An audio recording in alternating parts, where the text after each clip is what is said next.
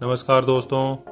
तो मैं फिर हाजिर हूं आपके सामने एक नई हास्य कविता लेकर, जिसका शीर्षक है रक्तदान, बचा लो मुझे हे मेरे भगवान।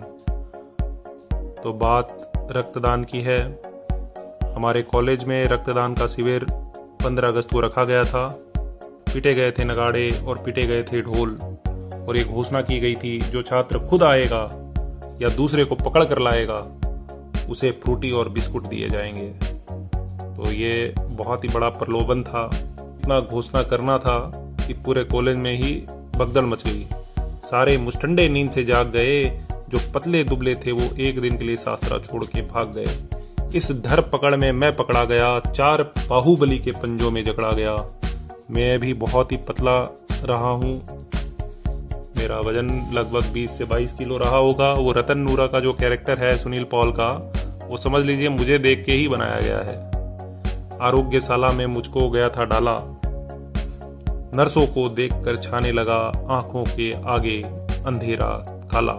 कौन से जन्म के कौन से पाप की ये मार थी, नर्सें भी साक्षात डायन का अवतार थी। ऐसा समझ लीजिए, इतनी काली थी वो नर्सें, इतनी काली थी कि अगर सूरज भगवान के समक्ष खड़ी हो जाए तो भी आपको अंधेरा ही नजर आएगा। ऐसा समझ लीजिए, ब्लैक होल जो होता है वो सारी चीजों को अपने अंदर समाहित कर जाता है। उसी तरह से ये नर्सें इतनी काली थी कि लाइट उन पे पड़े तो वो भी उसे खा जाती थी।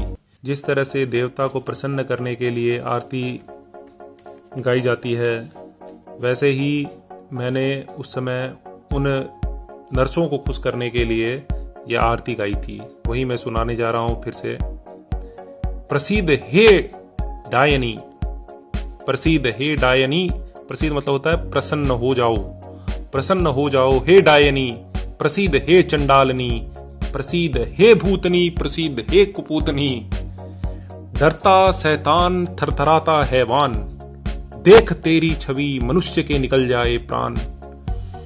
पूरी चुड़ैल जाति पर राज आपका है, पूरी चुड़ैल जाति पर राज आपका है। यमलोक तो आपके पाप के पाप के पाप के पाप का है।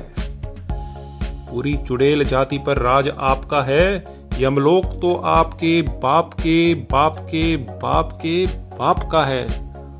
तू अगर बिल्ली का रास्ता काटे तो बिल्ली मरे, तू अगर बिल्ली का रास्ता काटे तो बिल्ली मरे।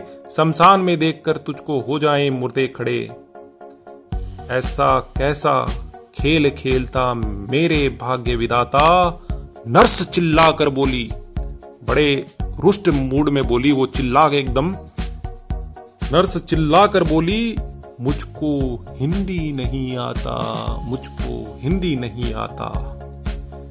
बहुत बहुत धन्यवाद। तो कैसी लगी आपको ये कविता, कमेंट बॉक्स में जरूर लिखकर बताएं।